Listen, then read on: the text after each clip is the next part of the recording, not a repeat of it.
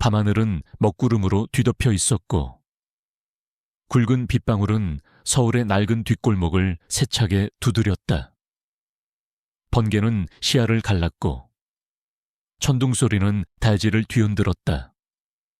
도심의 번잡함과는 동떨어진 시간이 멈춘 듯한 외곽의 한 자동차 수리 공장에서 시뻘건 불길이 솟아오르고 있었다.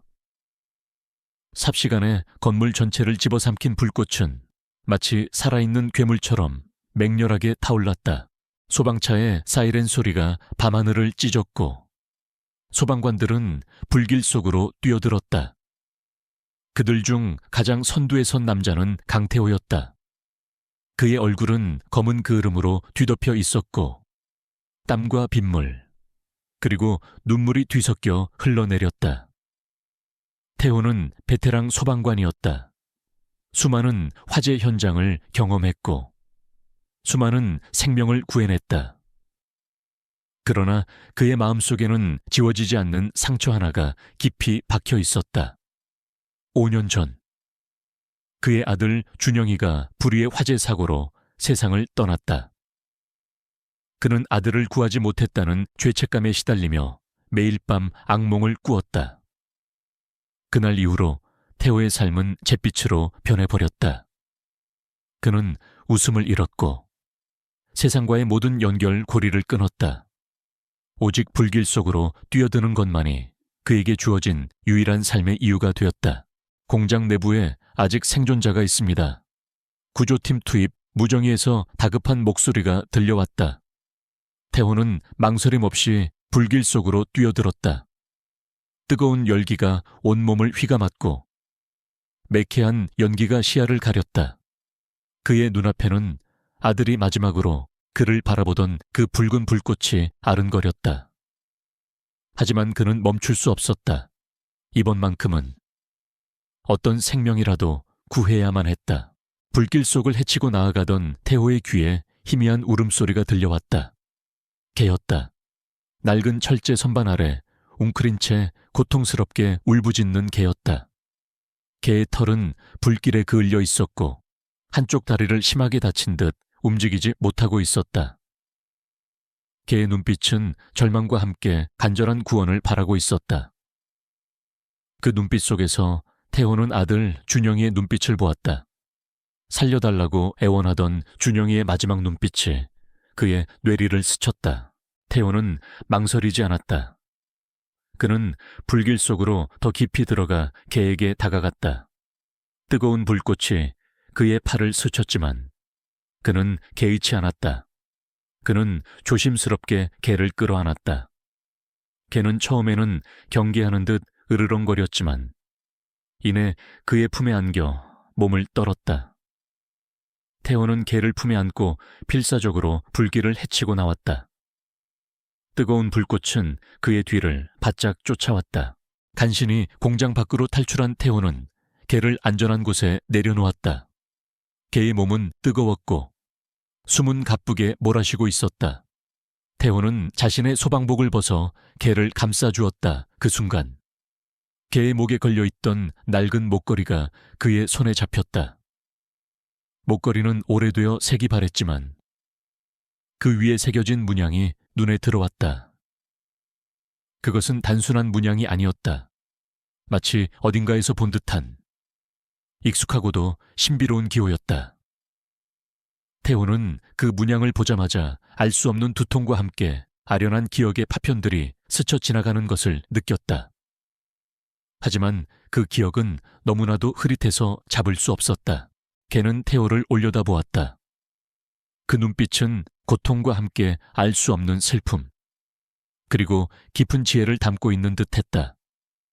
마치 태호의 과거를 알고 있다는 듯한 눈빛이었다.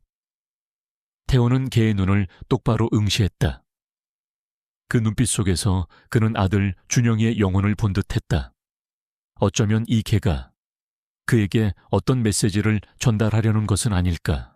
화재 진압이 끝난 후 태호는 개를 자신의 집으로 데려왔다. 개는 다리를 심하게 다쳐 당장 치료가 필요했다. 그는 낡은 천막과 담요로 개의 임시 거처를 마련해주고 자신의 응급처치 도구로 개의 상처를 치료해 주었다. 개는 치료 내내 낑낑거렸지만 태호의 손길을 거부하지 않았다. 이제 괜찮을 거야. 태호는 개를 쓰다듬으며 나지막이 말했다. 그의 목소리는 무뚝뚝했지만 그 안에는 따뜻한 온기가 스며 있었다. 개는 그의 손길에 몸을 비비며 꼬리를 살짝 흔들었다. 그 작은 움직임이 태호의 얼어붙었던 마음에 작은 파문을 일으키는 듯했다. 태호는 개에게 그림자라는 이름을 붙여주었다. 그림자처럼 그의 곁을 지켜줄 것이라는 의미였다. 그림자는 상처를 입었지만 그의 눈빛은 여전히 강렬했다. 태호는 그림자의 목걸이에 새겨진 문양을 다시 한번 살펴보았다. 그것은 단순한 문양이 아니었다. 마치 어떤 상징과도 같은 것이었다. 그는 그 문양이 아들 준영이의 유품에서 본 적이 있다는 희미한 기억을 떠올렸다. 하지만 그 기억은 너무나도 파편적이라 연결되지 않았다. 그날 밤, 태호는 오랜만에 깊은 잠에 빠져들 수 있었다. 그의 꿈속에는 붉은 불꽃과 함께 아들 준영이의 모습, 그리고 그림자의 강렬한 눈빛이 번갈아 나타났다. 꿈속에서 준영이는 그에게 무언가를 말하려는 듯했지만 그의 목소리는 들리지 않았다. 잠에서 깨어난 태호는 땀으로 범벅이 되어 있었다. 그의 가슴 속에는 알 수 없는 불안감과 함께 희미한 희망이 뒤섞여 휘몰아쳤다. 그림자는 그의 옆에 곤히 잠들어 있었다. 태호는 알지 못했다. 이 작은 생명과의 만남이 그의 잊힌 과거를 다시 수면 위로 끌어올리고 그의 아들 준영이의 죽음에 얽힌 진실을 밝히는 거대한 서사의 시작이 될 것이라는 것을. 그림자의 눈빛 속에 숨겨진 비밀은 단순한 우연이 아니었다. 그것은 복수와 구원, 그리고 잃어버렸던 삶의 의미를 찾아가는 태호의 길고 험난한 여정의 첫걸음이었다. 강태호의 낡은 기와집은 그림자의 등장으로 인해 조금씩 온기를 되찾기 시작했다. 그는 그림자를 극진히 돌보며 상처를 치료해주고 먹이를 주었다. 그림자는 태호의 보살핌 속에서 빠르게 회복되어 갔다. 그림자의 상처는 아물어갔지만 그 눈빛은 여전히 깊고 총명했다. 마치 태호의 마음속 깊은 곳을 꿰뚫어 보는 듯한 눈빛이었다. 태호는 그림자를 돌보면서 잊고 지냈던 감정들을 다시 느끼기 시작했다. 생명을 보살피는 따뜻함, 그리고 누군가에게 의지받는다는 책임감. 그는 지난 5년간 철저히 자신을 고립시키고 감정을 억눌러 왔다. 아들을 잃은 슬픔과 죄책감은 그를 잿빛 세상 속에 가두었다. 그러나 그림자의 존재는 그 차가운 벽에 작은 균열을 일으키는 듯했다. 그림자의 따뜻한 천은 태호의 얼어붙었던 마음을 조금씩 녹여주었다. 그림자는 태호의 곁을 잠시도 떨어지지 않았다. 태호가 잠들어 있는 동안에도 그의 발치에서 곤히 잠들었고, 태호가 움직일 때마다 그의 뒤를 그림자처럼 따랐다. 그림자의 행동은 단순한 개의 그것과는 달랐다. 그림자는 종종 태호의 서재에 들어가 오래된 책들을 킁킁거렸고, 때로는 특정 물건 앞에서 지저대며 태호의 시선을 끌었다. 특히 그림자는 태호의 아들 준영이의 유품이 보관된 방 앞에서 유난히 불안하게 지저댔다. 태호는 그 방에 들어서는 것을 두려워했다. 그곳에는 준영이의 모든 흔적과 함께 그의 죄책감이 고스란히 남아있었다. 그림자는 그런 태호의 마음을 아는지 더욱 간절하게 그 방을 향해 지저댔다. 태호는 결국 용기를 내어 준영이의 방으로 들어섰다.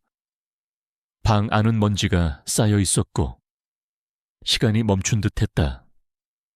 낡은 장난감 자동차, 빛바랜 그림책, 그리고 준영이가 마지막으로 입었던 옷가지까지. 태호의 눈가에 뜨거운 눈물이 맺혔다. 그때 그림자가 준영이의 낡은 나무 상자 앞으로 다가갔다. 상자는 준영이가 아끼던 장난감들과 그림들을 보관하던 곳이었다. 그림자는 상자 위를 킁킁거리더니 상자 뚜껑을 코로 밀었다. 상자는 굳게 닫혀 있었다. 태호는 그림자를 보며 의아했다.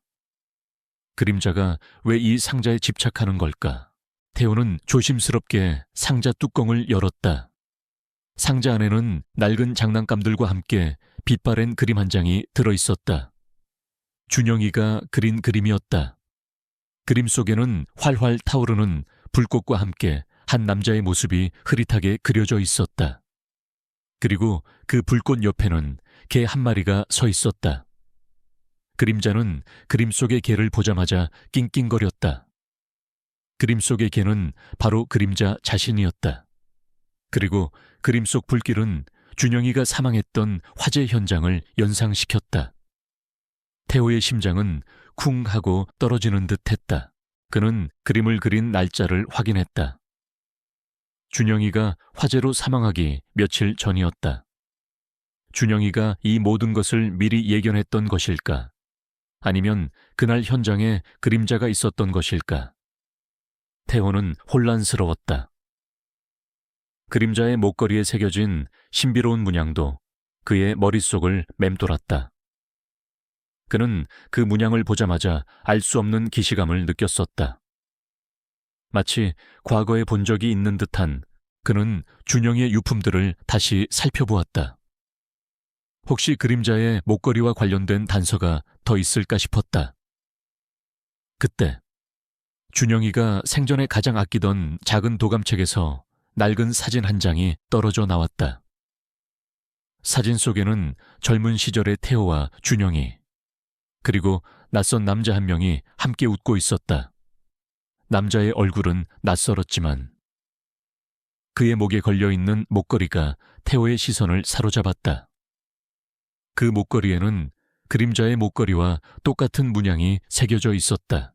태호의 머릿속에 섬광이 스쳤다. 사진 속의 남자는 누구일까? 그는 왜 그림자의 목걸이와 똑같은 문양의 목걸이를 하고 있을까? 그리고 그는 왜 준영이와 함께 사진을 찍었을까? 모든 것이 의문투성이었다.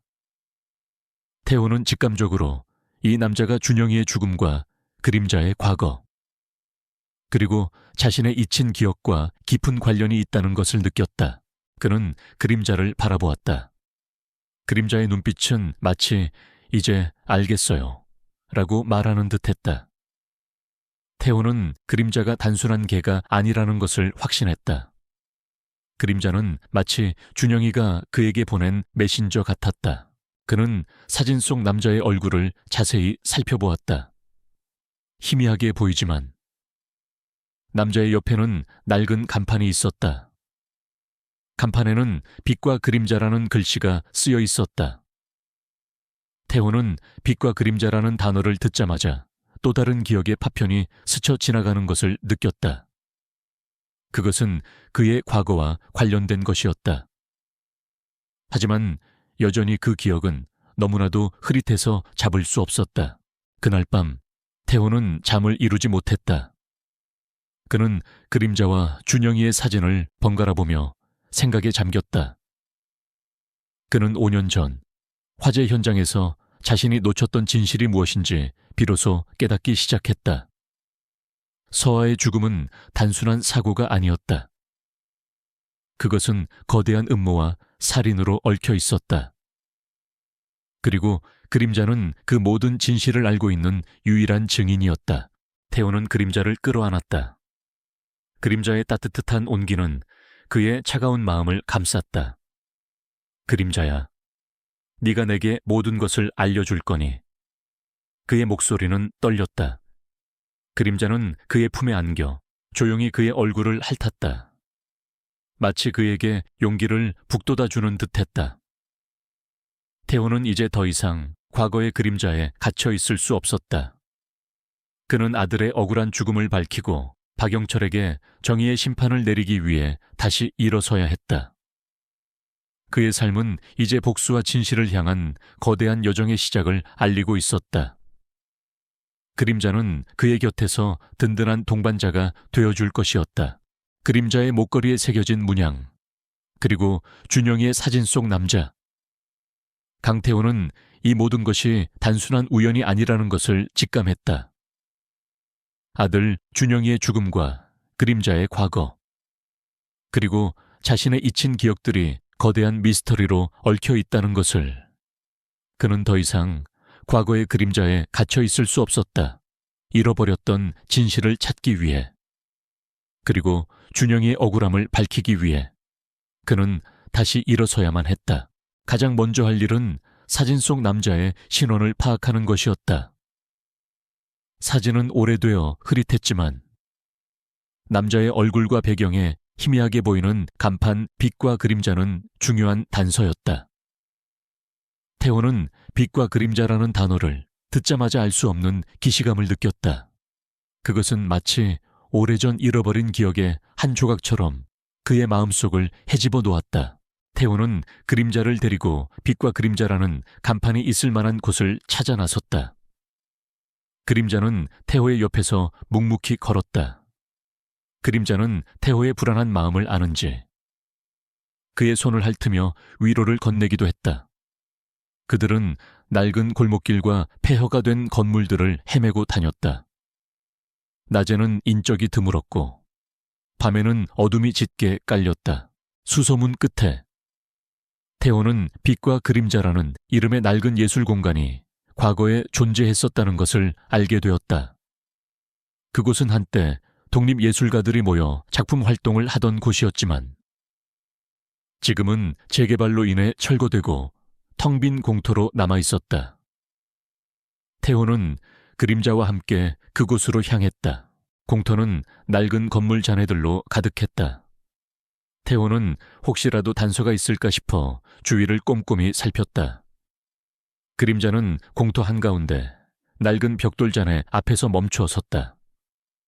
그리고는 킁킁거리며 흙을 파헤치기 시작했다. 태호는 그림자가 가리키는 곳을 살펴보고는 그림자를 도와 흙을 파냈다. 흙 속에서 낡은 나무 상자 하나가 나타났다. 상자는 흙먼지가 잔뜩 묻어 있었지만 그 위에 희미하게 새겨진 글씨가 눈에 들어왔다. 빛과 그림자, 우리들의 꿈. 상자 안에는 빛바랜 사진들과 낡은 스케치북, 그리고 오래된 편지 뭉치가 들어있었다. 사진들을 살펴보니 상자 속에는 준영이의 사진에 있던 그 남자의 사진이 여러 장 있었다. 남자의 이름은 강구진, 빛과 그림자의 설립자이자 예술가였다. 그는 태호와 비슷한 나이였고 그의 눈빛은 열정으로 빛나고 있었다. 사진 속 강구진의 목에는 그림자의 목걸이와 똑같은 문양의 목걸이가 걸려 있었다. 그리고 그 옆에는 루나의 어린 시절 모습이 함께 찍혀 있었다. 루나는 강구진이 키우던 개였던 것이다. 태호의 머릿속에 또 다른 기억의 파편이 스쳐 지나갔다. 강구진, 익숙한 이름이었다. 스케치북을 펼치자 강구진의 그림들이 눈에 들어왔다. 그의 그림들은 생동감 넘치고 따뜻했다. 스케치북 마지막 페이지에는 강구진의 마지막 메시지가 쓰여 있었다. 불길 속에서 진실은 사라지지 않는다. 나의 모든 것을 빼앗아간 그들에게 반드시 진실을 보여줄 것이다. 그의 글씨는 불안하고 절박해 보였다. 편지 뭉치를 살펴보니 강구진이 누군가에게 보낸 편지들이었다.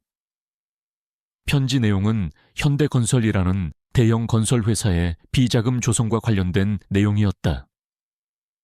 현대건설은 낡은 건물을 매입하여 재개발하는 과정에서 불법적인 수단과 압력을 사용했고 그 과정에서 강구진의 빛과 그림자 공간을 빼앗으려 했다.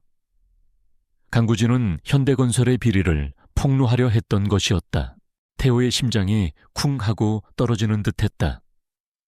현대건설, 준영이가 사망했던 화재가 발생한 공장 부지도 현대건설이 재개발을 추진하던 곳이었다.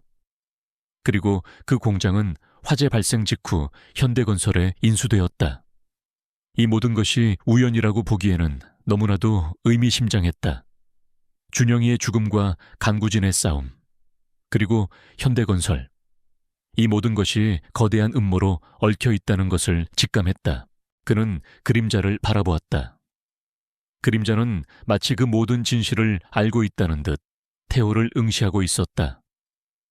그림자는 강구진의 마지막 희망이자 그들의 진실을 세상에 알릴 메신저였던 것이다. 강구진, 준영이, 현대건설. 태호는 나지막이 중얼거렸다. 그의 머릿속에 잊혔던 기억들이 서서히 되살아났다. 그는 과거 형사 시절 현대건설과 관련된 화재 사건들을 조사했던 적이 있었다. 그 당시에도 여러 건의 의문의 화재가 현대건설의 재개발 부지에서 발생했었다. 그때마다 경찰은 단순 화재로 결론지었지만 태호는 늘 석연치 않은 의문을 품었었다. 그리고 그 사건들 모두 흐지부지 종결되었다. 태호는 직감했다. 준영이의 죽음은 단순한 사고가 아니었다. 그것은 현대건설이 자신들의 비리를 은폐하기 위해 저지른 살인이었다. 그리고 강우진도 같은 이유로 살해당했던 것이다. 분노가 그의 전신을 휘감았다. 5년간 그를 짓눌렀던 죄책감과 슬픔은 이제 뜨거운 복수심으로 변했다. 그는 상자 속 자료들을 품에 안고 그림자와 함께 공터를 떠났다. 그의 발걸음은 더 이상 방황하지 않았다. 그의 눈빛은 잃어버렸던 형사의 눈빛처럼 날카롭게 빛났다. 그는 현대건설의 회장 김성호를 떠올렸다. 그는 언론을 통해 늘 청렴하고 정의로운 기업인으로 포장되어 있었지만 그의 뒤에는 추악한 비밀들이 숨겨져 있었다. 그러나 그들의 움직임은 김성호의 레이더에 포착된 듯했다. 공터를 빠져나오자 어둠 속에 숨어있던 검은색 차량 한 대가 그들을 미행하기 시작했다. 태호는 직감적으로 위협을 감지했다. 김성호가 자신들을 감시하고 있다는 것을 알 수 있었다.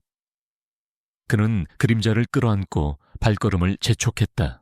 다음 날 태호의 집 주변에는 수상한 그림자들이 맴돌기 시작했다. 한밤중에 창밖에서 인기척이 느껴지고 정체를 알 수 없는 전화가 걸려 오기도 했다. 태호는 잠조차 제대로 이룰 수 없었다. 그림자는 태호의 곁에서 잠시도 떨어지지 않았다. 집안의 작은 소리에도 귀를 쫑긋 세우며 경계했고 수상한 기운을 감지하면 으르렁거리며 태호를 보호했다. 그림자의 존재는 태호에게 큰 위안이자 든든한 버팀목이 되어주었다. 태호는 혼자서는 이 거대한 세력에 맞설 수 없다는 것을 깨달았다. 그는 과거 자신의 동료였던 형사들을 찾아가 진실을 이야기하려 했지만 그들은 이미 김성호의 영향력 아래 있었다. 그는 세상의 정의가 얼마나 쉽게 무너질 수 있는지를 다시 한번 깨달았다. 하지만 그는 포기하지 않았다. 아들 준영이의 억울한 죽음을 밝히고 강구진의 희생을 헛되이 하지 않기 위해서라도 그는 김성호의 모든 악행을 세상에 폭로하고 그에게 정의의 심판을 내릴 방법을 찾아야 했다. 그의 눈빛은 불타올랐다. 그림자는 그의 옆에서 묵묵히 그를 지켰다. 이들의 싸움은 이제 피할 수 없는 운명이 되었다. 김성호의 그림자는 강태호의 숨통을 조여왔다. 그의 집 주변에는 수상한 그림자들이 맴돌았고 그는 잠시도 마음을 놓을 수 없었다. 하지만 태호는 포기할 수 없었다. 아들 준영이의 억울한 죽음과 강구진의 희생, 그리고 혜성이 그에게 가져다준 진실을 외면할 수는 없었다. 그는 이 거대한 악에 맞서 싸우기 위해 든든한 동료가 필요했다. 태호는 과거 자신의 가장 믿음직한 동료이자 현재는 사설 탐정으로 활동하고 있는 이진우를 떠올렸다. 진우는 태호와 함께 강력계에서 수많은 사건들을 해결해왔다. 그는 비록 경찰을 그만두었지만 여전히 뛰어난 정보력과 날카로운 직감을 가지고 있었다. 태호는 진우라면 자신의 이야기를 믿어줄 것이라고 생각했다. 태호는 혜성을 데리고 이진우의 탐정 사무실로 향했다. 사무실은 도심의 낡은 건물 한 구석에 있었다. 문을 열고 들어서자 너저분한 서류들과 함께 담배 연기가 자욱했다. 이진우는 컴퓨터 화면에 시선을 고정한 채 그들을 맞이했다. 그의 얼굴에는 오랜 시간의 피로와 함께 날카로운 직감이 서려 있었다. 강태우, 네가 여긴 어쩐 일이야? 5년 만인가? 이진우의 목소리는 무뚝뚝했지만 그 안에는 오랜만에 만난 동료에 대한 반가움이 섞여 있었다. 그는 혜성을 보자마자 눈을 크게 떴다. 이 개는 내 개야. 어디서 이런 똑똑한 녀석을 데려왔어? 태호는 진우에게 지난 5년간 자신이 겪었던 일들을 이야기하기 시작했다. 아들 준영이의 죽음, 간구진의 희생, 그리고 혜성이 가져다준 진실까지. 그는 자신이 발견한 간구진의 상자 속 자료들과 현대건설 김성호의 추악한 비리들을 설명했다. 김성호가 현대건설의 재개발 이권을 위해 수많은 사람들을 희생시키고 심지어 살인까지 저질렀다는 사실을 이진우는 태호의 이야기를 듣는 내내 표정이 굳어졌다. 그는 과거 현대건설과 관련된 의문의 화재 사건들이 흐지부지 종결되었던 것을 기억하고 있었다. 하지만 그는 태호의 이야기에 선뜻 동의하지 않았다. 태호야, 내 심정은 이해하지만 현대건설은 만만한 상대가 아니야. 김성호 회장은 한국 재계의 거물이야. 그에게 맞섰다가는 우리 목숨까지 위험해질 수 있어. 그의 목소리에는 깊은 우려가 담겨 있었다. 진우야, 나는 더 이상 물러설 수 없어. 준영이의 억울한 죽음을 밝히고 싶어. 그리고 강구진 씨의 희생을 헛되이 하고 싶지 않아. 혜성이도 이 모든 진실을 알고 있어. 나를 도와줘. 태호의 눈빛은 간절했다. 이진우는 태호의 눈빛에서 강렬한 결의를 읽었다. 그는 잠시 망설이더니 태호가 가져온 강우진의 상자 속 자료들을 다시 한번 꼼꼼히 살펴보았다. 그는 현대건설의 불법적인 자금 흐름과 관련된 복잡한 도표를 응시했다. 그때 혜성이 이진우의 옆으로 다가와 코로 도표의 한 부분을 가리켰다. 도표의 한 구석에는 작은 글씨로 블랙마크라는 단어가 쓰여 있었다. 블랙마크. 이진우는 그 단어를 보자마자 깜짝 놀랐다. 이것은 김성호 회장의 비밀 금고 명칭인데 외부에는 절대 알려지지 않은 곳이야.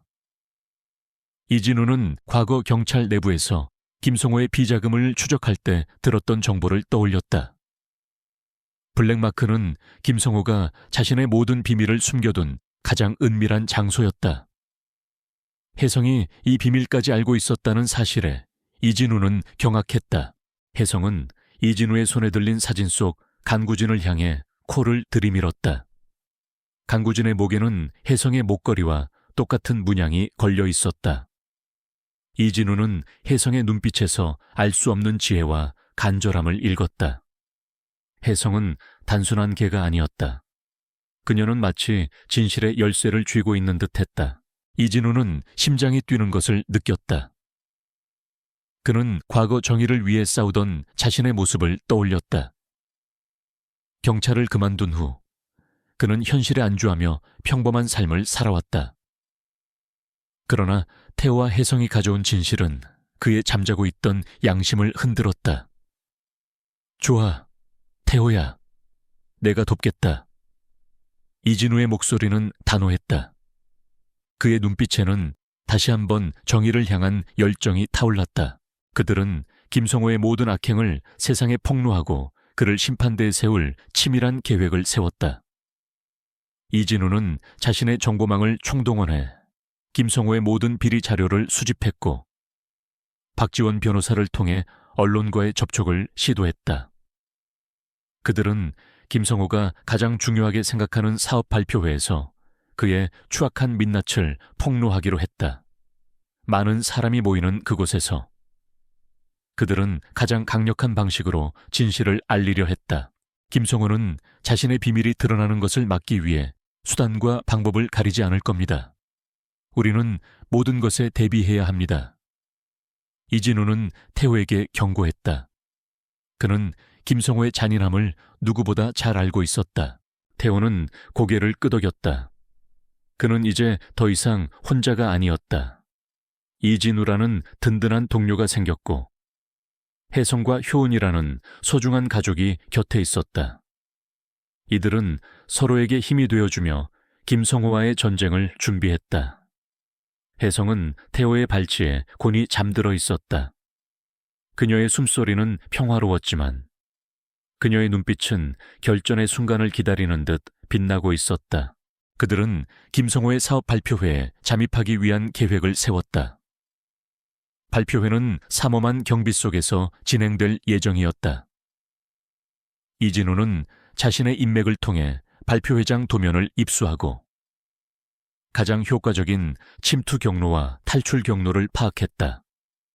그들은 언론의 시선을 집중시키면서도 안전하게 증거를 공개할 방법을 찾아야 했다. 그들은 이 모든 계획을 비밀리에 진행했다. 김성호의 귀에 들어가서는 안 되는 정보였다. 하지만 김성호의 정보망은 생각보다 훨씬 넓었다. 그들의 움직임은 김성호의 레이더에 포착된 듯했다. 그들의 안전가옥 주변에는 수상한 차량들이 맴돌았고 정체를 알 수 없는 전화가 걸려 오기도 했다. 놈들이 눈치챈 것 같아. 이진우가 불안한 표정으로 말했다. 김성호는 우리가 가진 증거를 감지한 이상 우리를 결코 가만두지 않을 겁니다. 마지막 결전이 될 겁니다. 태호는 혜성을 끌어안았다. 혜성의 따뜻한 온기가 그의 불안한 마음을 진정시켰다. 두렵지 않아. 준영이를 위해서라도 반드시 김성호를 심판대에 세울 거야. 태호의 눈빛은 불타올랐다. 이 싸움은 이제 피할 수 없는 운명이 되었다. 그들은 김성호의 거대한 어둠에 맞서 빛을 향한 마지막 여정을 시작했다. 김성호의 기자회견장은 거대한 요새와도 같았다. 수많은 경호원들이 삼엄하게 경비를 서고 있었고 모든 출입구는 통제되었다. 그러나 강태호와 그의 동료들은 결코 포기하지 않았다.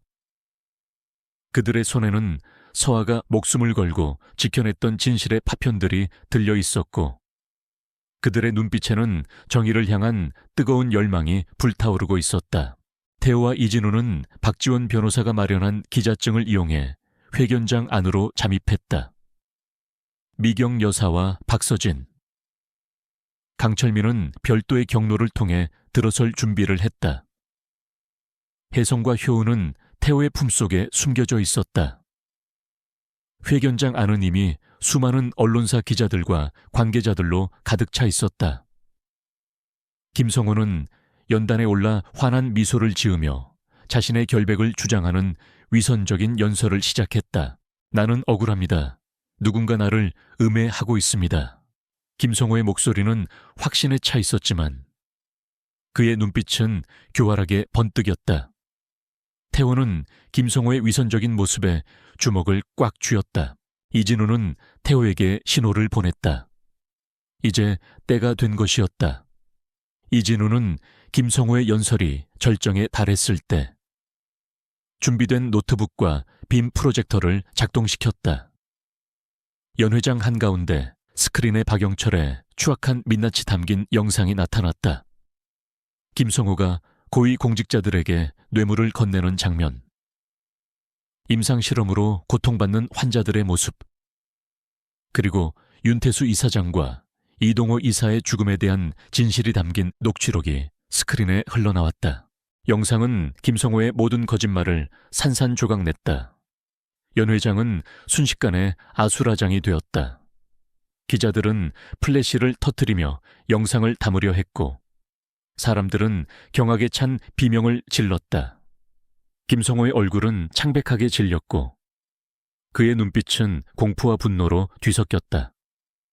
이런 미친놈들이 당장 꺼. 그때 미경 여사가 연단 위로 뛰어올랐다. 그녀는 마이크를 빼앗아 들고 강철민과 박서진을 지목했다. 이들은 김성호의 모든 죄를 알고 있는 증인들입니다. 그리고 이계는 김성호에게 살해당한 윤태수 이사장님의 마지막 유산입니다. 미경 여사의 목소리는 떨렸지만 확신에 차 있었다. 강철민과 박서진은 용기를 내어 연단 위로 올라섰다. 강철민은 블랙스타 조직의 모든 비밀을 폭로했고 박서진은 윤태수 이사장의 죽음에 대한 진실을 증언했다. 그들의 증언은 김성호의 죄를 더욱 명확하게 만들었다. 김성호의 경호원들이 연단을 향해 달려들었다. 그들은 미경 여사와 증인들을 제압하려 했다. 상황은 극도로 혼란스러웠다. 김성호는 분노의 참목소리로 소리쳤다. 저놈들을 당장 없애버려. 모든 증거를 없애. 그는 김민재의 노트북을 향해 달려들었다. 바로 그때 혜성이 윤서의 품에서 뛰쳐나왔다. 혜성은 김성호를 향해 맹렬하게 달려갔다. 혜성은 김성호의 바짓가랑이를 물고 거칠게 잡아당겼다. 김성호는 휘청거렸고 혜성은 그의 주머니에서 작은 USB 하나를 떨어뜨렸다. USB 안에는 블랙스타 조직의 모든 은밀한 거래 내역과 비자금 흐름이 담긴 결정적인 증거 파일이 들어있었다. 혜성은 USB를 물고 김민재에게 달려갔다. 김성호는 경악했다. 그는 자신의 마지막 비밀까지 혜성에게 들킬 줄은 상상도 못했다. 혜성은 마치 서아의 영혼이 깃든 듯 김성호의 모든 악행을 세상에 드러내려 했다. 젠장 저 개를 잡아 김성호의 명령에 경호원들이 혜성을 향해 달려들었다. 그러나 혜성은 민첩하게 그들의 공격을 피하며 김민재의 발치에 USB를 내려놓았다. 김민재는 재빨리 USB를 움켜쥐었다. 그 순간 혜성이 경호원들 사이를 뚫고 박영철에게 다시 달려들었다. 혜성은 박영철의 다리를 물고 놓지 않았다. 박영철은 비명을 지르며 고통스러워했다. 그의 추악한 얼굴은 공포로 일그러졌다. 경찰이 출동하여 박영철과 그의 경호원들을 체포했다. 김민재는 취재진들에게 USB를 보여주며 모든 진실을 폭로했다. 언론은 박영철의 모든 죄를 대서특필했고 세상은 충격에 휩싸였다. 미경 여사는 혜성을 끌어안았다. 혜성은 그녀의 품에 안겨 꼬리를 흔들었다.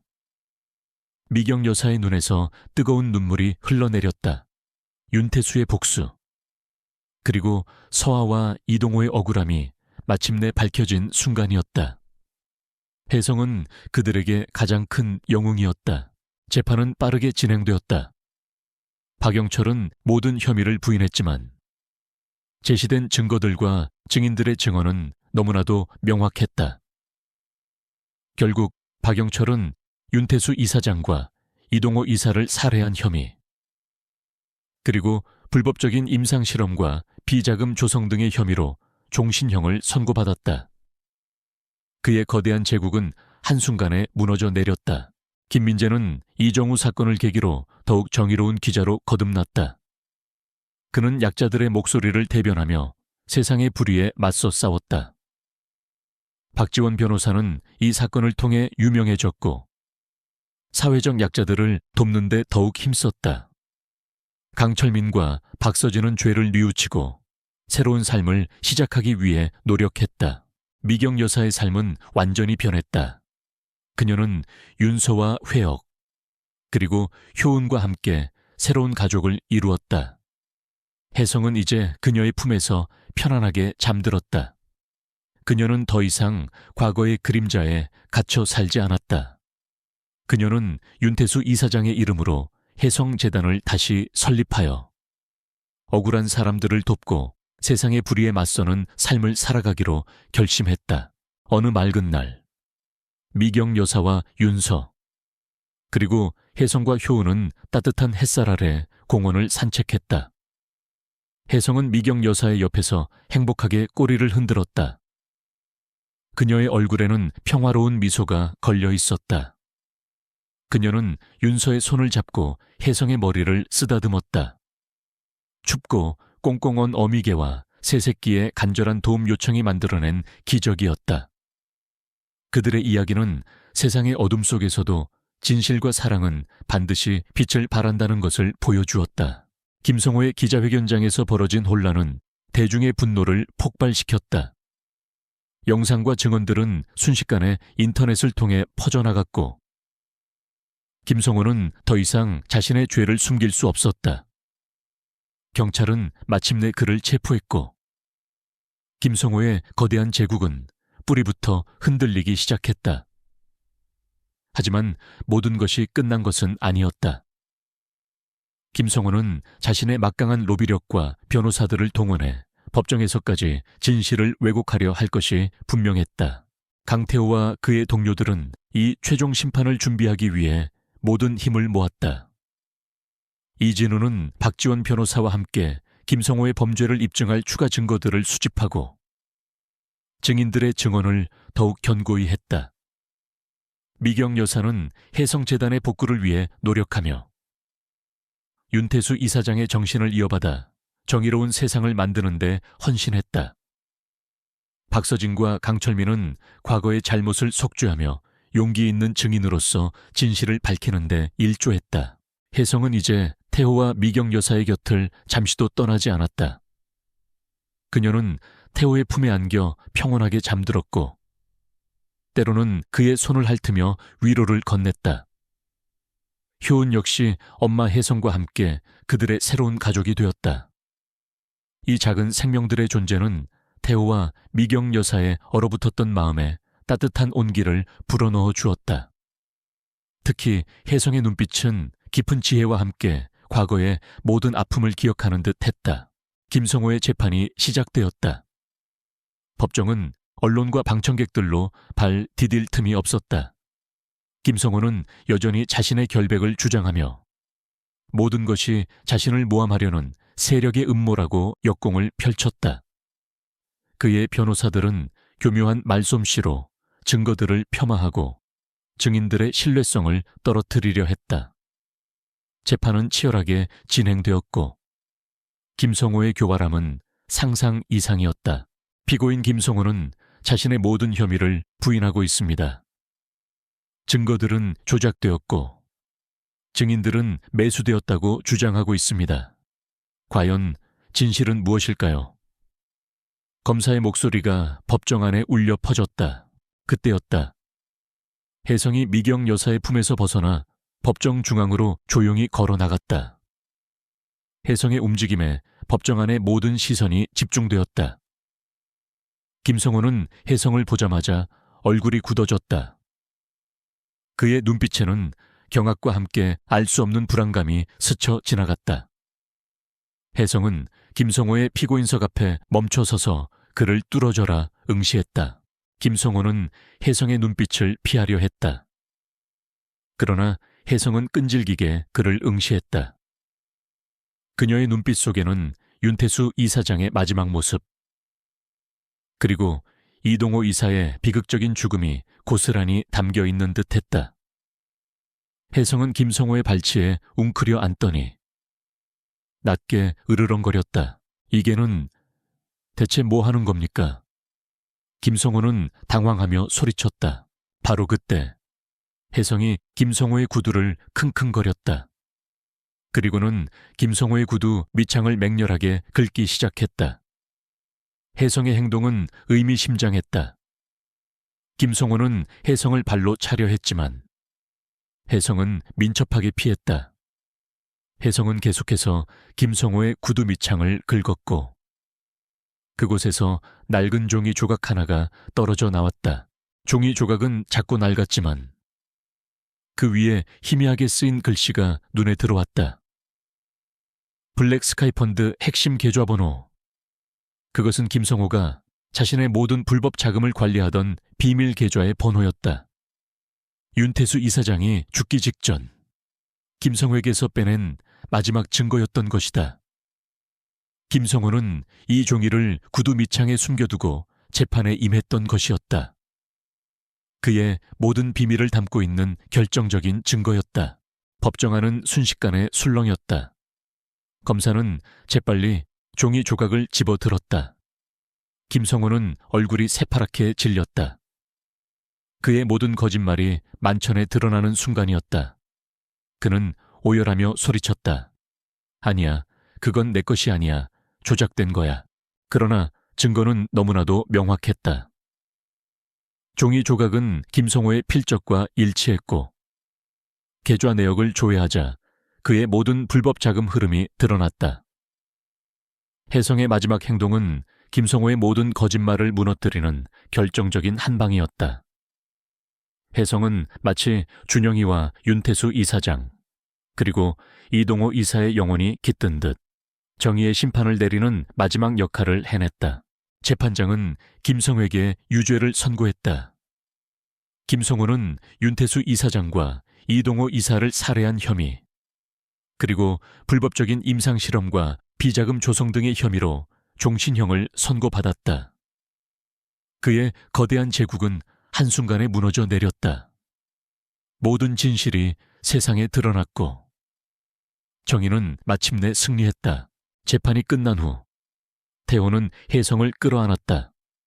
혜성은 그의 품에 안겨 그의 얼굴을 핥았다. 태호의 눈에서 뜨거운 눈물이 흘러내렸다. 5년 동안 그를 짓눌렀던 죄책감과 슬픔이 한꺼번에 해소되는 순간이었다. 고맙다. 혜성가, 정말 고마워. 그의 목소리는 떨렸다. 혜성은 그의 품에 안겨 고요하게 잠이 들었다. 마치 모든 임무를 완수하고 편안하게 쉬는 듯했다. 태호의 삶은 완전히 변했다. 그는 미경 여사와 윤서, 그리고 혜성과 효은과 함께 새로운 가족을 이루었다. 그들은 서로에게 잃어버렸던 삶의 의미와 행복을 찾아주었다. 태호는 다시 경찰로 복직했다.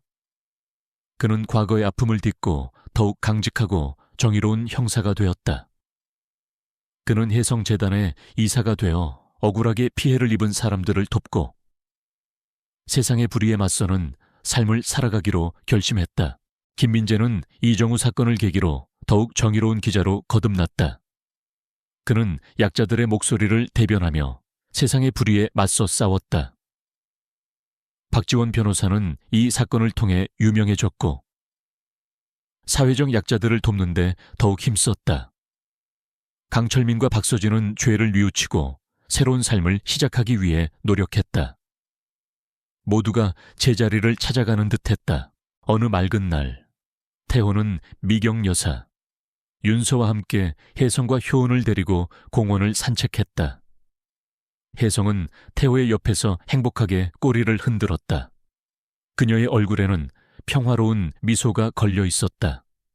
그녀는 윤서의 손을 잡고 혜성의 머리를 쓰다듬었다. 불길에 휩싸인 게 한 마리의 절규가 시작된 비극은 결국 모든 것을 치유하고 정의를 되찾는 기적으로 마무리되었다. 그들의 이야기는 세상의 어둠 속에서도 진실과 사랑은 반드시 빛을 발한다는 것을 보여주었다. 그들의 삶은 이제 새로운 시작을 알리고 있었다. 혜성은 단순한 개가 아니었다. 그녀는 사랑과 충성, 그리고 진실을 상징하는 존재였다. 김성호의 추악한 제국이 무너진 후 강태호와 이미경 여사, 그리고 윤서의 삶에는 마침내 평화가 찾아온 듯했다. 태호는 다시 형사로 복직하여 잃어버렸던 삶의 의미를 되찾았고 미경 여사는 윤태수 이사장의 혜성재단을 재건하며 새로운 삶을 시작했다. 윤서는 학교에 다니며 밝고 명랑한 아이로 성장해갔다. 그들의 곁에는 언제나 혜성과 효은이 그림자처럼 함께했다. 혜성의 눈빛은 여전히 깊고 총명했지만 더 이상 슬픔으로 가득 차 있지 않았다. 그 안에는 따뜻한 사랑과 평화가 담겨 있었다. 그러나 과거의 상처는 쉽게 아물지 않았다. 태호는 여전히 밤마다 아들 준영이의 죽음에 대한 악몽을 꾸었다.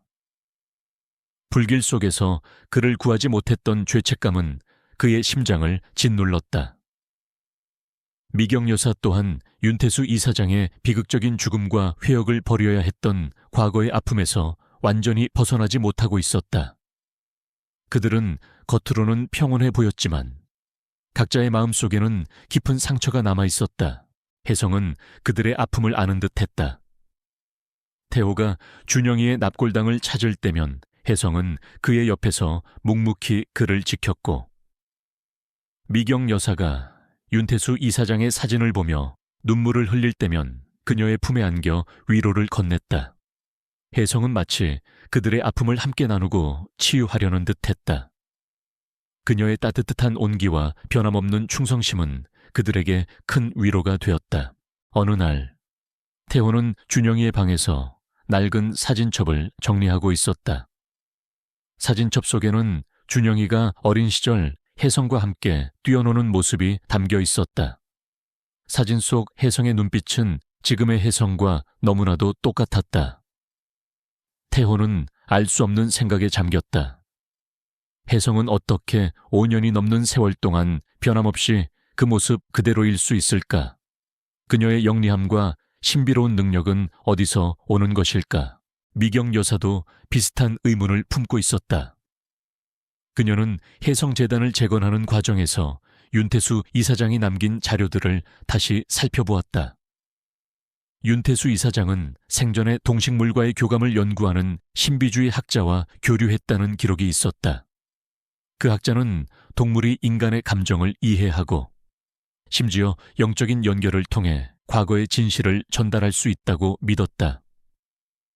미경 여사는 혜성의 특별한 능력들이 단순히 우연이 아닐 수도 있다는 생각을 했다. 어쩌면 윤태수 이사장이 혜성에게 어떤 특별한 훈련을 시켰거나 혹은 혜성 자체가 특별한 존재였을지도 모른다는 의문이 그녀의 머릿속을 맴돌았다. 그들은 서로에게 이러한 의문을 털어놓지는 않았다. 하지만 혜성의 존재는 그들에게 단순한 반려견 이상의 의미였다. 그녀는 준영이와 윤태수 이사장의 억울한 죽음을 밝혀준 구원자이자 그들의 삶을 다시 연결해준 운명적인 존재였다. 그녀는 그들에게 치유와 평화를 가져다 주었다. 김성호 사건은 사회에 큰 파장을 일으켰다.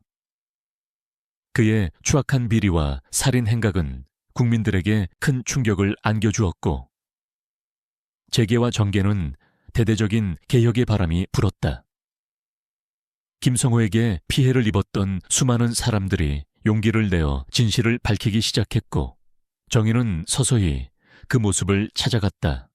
김민재 기자는 정의를 위한 펜이라는 별명을 얻으며 약자들의 목소리를 대변했고, 박지원 변호사는 사회적 약자들을 위한 법률 지원에 힘썼다.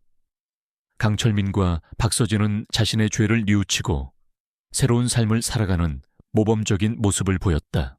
시간이 흐르면서 태호와 미경 여사는 서로에게 의지하며 아픔을 치유해 나갔다. 그들은 준영이와 윤태수 이사장을 잃은 슬픔을 함께 나누고 서로를 위로했다. 윤서는 그들에게 웃음과 활력을 불어넣어 주었다. 혜성과 효은은 그들의 든든한 가족이 되어 주었다. 그들은 더 이상 외롭지 않았다. 그들은 함께 아픔을 극복하고 새로운 행복을 찾아 나갔다. 그러나 혜성의 신비로운 능력에 대한 궁금증은 여전히 남아 있었다. 혜성은 종종 알 수 없는 곳을 응시하며 짖었고, 때로는 태호나 미경 여사에게 어떤 메시지를 전달하려는 듯한 행동을 보였다. 그녀의 눈빛은 마치 인간의 언어를 초월한 지혜를 담고 있는 듯했다. 그녀는 그들에게 과거의 진실을 알려주었지만 그녀의 진짜 정체는 여전히 미스터리로 남아 있었다. 어느 날 밤, 미경 여사는 혜성과 함께 달빛이 쏟아지는 마당에 앉아 있었다. 혜성은 미경 여사의 무릎에 머리를 기댄 채 하늘을 올려다보았다. 미경 여사는 혜성의 털을 쓰다듬으며 조용히 속삭였다. 혜성가, 너는 어디서 온 걸까? 준영이와 윤태수 씨를 그렇게나 사랑했던 너는. 혜성은 미경 여사의 손을 핥았다. 그녀의 눈빛은 밤하늘의 별처럼 반짝였다. 미경 여사는 혜성의 눈빛 속에서 준영이와 윤태수 이사장의 환영을 본 듯했다. 그들은 혜성을 통해 그녀에게 메시지를 보내고 있는 것 같았다. 우리는 언제나 너와 함께 있을 거야. 사랑은 영원히 지속될 거야. 태호는 멀리서 그 모습을 지켜보고 있었다. 그의 얼굴에는 잔잔한 미소가 걸려 있었다. 그는 더 이상 과거의 그림자에 갇혀 있지 않았다. 그는 새로운 삶을 시작했고, 그의 곁에는 사랑하는 가족과 혜성이 있었다. 혜성은 그들에게 평화와 희망을 가져다 주었다. 그녀는 단순한 개가 아니었다. 그녀는 사랑과 충성, 그리고 진실을 상징하는 존재였다. 그녀의 이야기는 그들의 삶에 영원히 지워지지 않는 흔적을 남겼다. 몇 년의 시간이 흘렀다. 강태호의 낡은 기와집은 이제 웃음꽃이 피어나는 따뜻한 보금자리가 되었다. 마당에는 윤서의 해맑은 웃음소리가 울려 퍼졌고, 혜성과 효은은 그들의 곁에서 행복하게 뛰어놀았다. 미경 여사는 혜성재단을 통해 수많은 이들에게 희망을 전하고 있었고, 태호는 정의로운 형사로서 흔들림 없이 자신의 길을 걸어갔다. 그들은 비로소 진정한 가족이 되었다. 혜성은 이제 완연한 노견이 되어 있었다.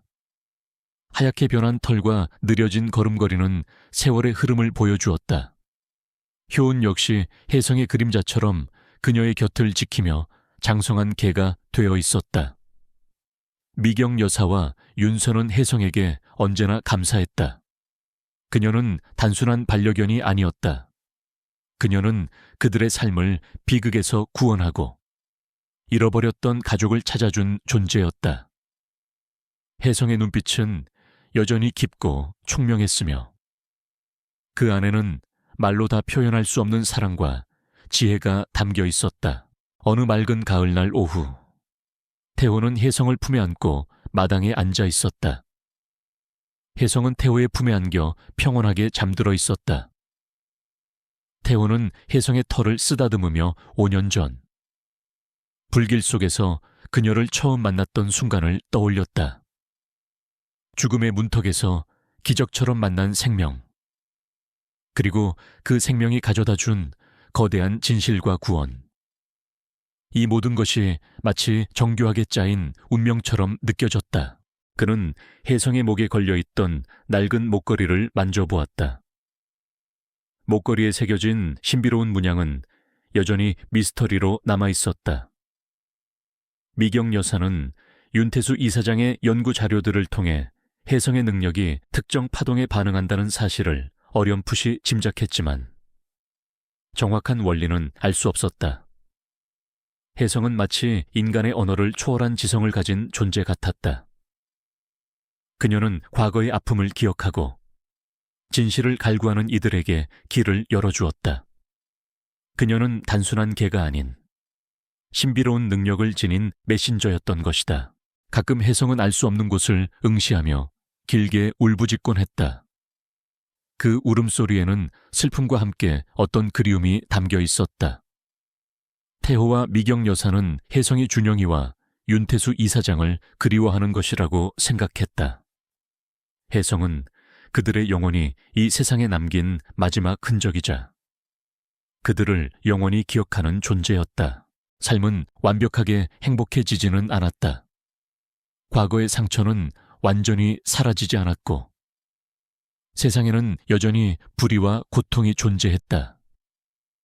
미경 여사는 혜성재단을 운영하며 수많은 어려움에 직면했고, 태호 역시 형사로서 정의를 지키기 위해 끊임없이 싸워야 했다. 하지만 그들은 이제 더 이상 혼자가 아니었다. 그들에게는 서로가 있었고, 혜성과 효은이라는 소중한 가족이 있었다. 그들은 함께라면 어떤 어려움도 이겨낼 수 있다는 것을 알았다. 어둠이 드리워진 세상 속에서도 그들에게는 언제나 희망의 빛이 있었다. 그 빛은 바로 사랑과 용기, 그리고 진실을 향한 열망이었다. 혜성은 그들에게 그 빛을 보여주었고, 그들은 그 빛을 따라 새로운 삶을 살아가고 있었다. 혜성의 이야기는 끝났지만, 그녀가 남긴 사랑과 지혜는 그들의 삶 속에 영원히 살아 숨 쉴 것이었다. 밤이 깊어지고 마당에는 고요한 달빛이 쏟아져 내렸다. 태호는 혜성을 품에 안고 하늘을 올려다보았다. 수많은 별들이 반짝이는 밤하늘은 마치 혜성이 그에게 보내는 마지막 메시지 같았다. 이 세상의 모든 진실은 어둠 속에 숨겨져 있지만 사랑과 용기가 있다면 언젠가는 밝혀질 것이라는 메시지. 그리고 그 모든 과정 속에서 보이지 않는 존재들이 우리를 인도하고 지켜줄 것이라는 희미한 약속